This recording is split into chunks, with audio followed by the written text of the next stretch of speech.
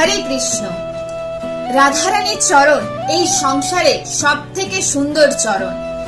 এমনকি রাধারানীর দর্শন পাওয়া অত্যন্ত দুর্লভ।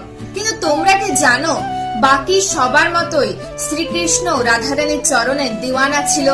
রাধারানীর চরণ স্পর্শ করার জন্য ব্যাকুল হয়ে উঠত, কিন্তু রাধারানী শ্রীকৃষ্ণকে তার চরণ স্পর্শ করতে দিত না।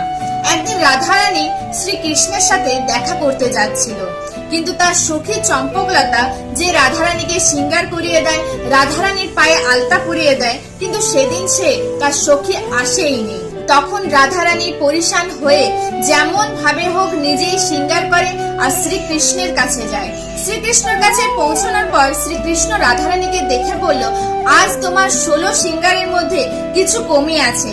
রাধারানী তখন বলল, জানি না আজ চম্পকলতা কোথায় গেছে, আমার কাছে আজ আসেইনি, তাই আমার পায়ে আলতা পরা নেই। শ্রীকৃষ্ণ তখন বলল, আজ আমার সখার সাথে তোমাকে দেখা করাতে নিয়ে যাব, কিন্তু পুরো 16 শৃঙ্গার ছাড়া এভাবে তো নিয়ে যাব না।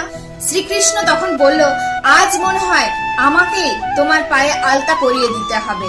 কিন্তু রাধারানী বলল, আমি তো আলতা নিয়েই আসিনি, পরবো কি করে? শ্রীকৃষ্ণ তখন বলল, তুমি বসো তো আগে। তারপর শ্রীকৃষ্ণ রাধারানীর চরণ তার হাতে তুলে নিয়ে আলতা পরানো শুরু করে দেয়। তখন রাধারানী বলে, এটা কোথা থেকে এলো? শ্রীকৃষ্ণ বলল, পলাশের ফুল থেকে বানিয়ে ফেললাম এখনই। তা শুনে রাধারানী হাসতে লাগলো। আর ঠিক তখনই চম্পকলতা বলে উঠল, এবার তো আমাকে ছাড়ো কানহা, স্পর্শ করে নিয়েছো তুমি তোমার শ্রীর চরণ।